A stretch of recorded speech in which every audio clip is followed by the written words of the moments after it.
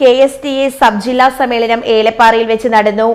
കേന്ദ്ര അവഗണനയ്ക്കെതിരെ പോരാടുക, നവകേരളത്തിനായി അണിചേരുക എന്ന മുദ്രാവാക്യം ഉയർത്തിക്കൊണ്ട് KSTA പീരുമേട് സബ് ജില്ലാ സമ്മേളനം ഏലപ്പാറ GUP സ്കൂളിൽ വെച്ചാണ് നടന്നത്.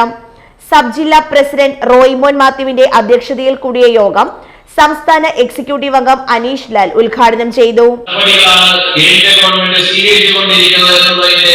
ഏറ്റവും വലിയൊരു ഉദാഹരണമാണ് ഈ വയനാട് ദുരന്തവുമായി ബന്ധപ്പെട്ടുകൊണ്ട് ഇനി ഇവിടെ സൂചിപ്പിച്ചു, കേന്ദ്ര ഗവൺമെന്റ് ഏതെല്ലാം തരത്തിൽ കേരളത്തിലെ ഗവൺമെന്റിനെ പ്രതി അല്ലെങ്കിൽ ദ്രോഹിക്കുന്ന നടപടികൾ സ്വീകരിക്കുന്നു.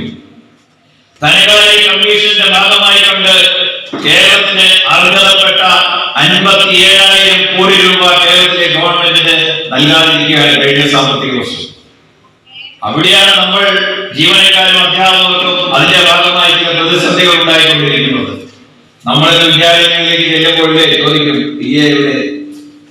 ചോദിക്കില്ലേ ശമ്പള പരിഷ്കരണത്തിന്റെ അരികളുടെ ചോദിക്കും. ഒരാളും ചോദിക്കാതിരിക്കുന്നില്ല, ഒരു സംശയവുമില്ല. അത് തന്നെയാണ് ഈ കേന്ദ്രം ഭരിക്കുന്ന BJPക്കും അതിനെ കൂട്ടുനിൽക്കുന്ന കേരളത്തിലെ UDFന്റെ രാഷ്ട്രീയ നേതാക്കന്മാർക്കും മാധ്യമങ്ങൾക്കും വേണ്ടത്. സംസ്ഥാന കമ്മിറ്റി അംഗം M രമേശ്, ജില്ലാ എക്സിക്യൂട്ടീവ് അംഗം പുഷ്പരാജ്, പോൾ രാജ്, സബ് ജില്ലാ സെക്രട്ടറി ജയകുമാർ P, ദുരൈരാജ് എന്നിവർ സംസാരിച്ചു. യോഗത്തിൽ M തങ്കരാജ് സംഘടനാ റിപ്പോർട്ട് അവതരിപ്പിച്ചു.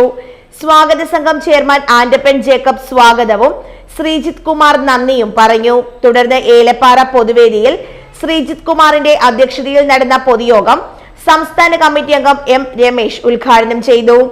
സംഘടനയുടെ പ്രസിഡന്റായി ശ്രീജിത്ത് കുമാറിനെയും സെക്രട്ടറിയായി ജയകുമാറിനെയും ട്രഷററായി സാബു ജോസഫിനെയും സമ്മേളനം തിരഞ്ഞെടുത്തു. News bureau, Elappara.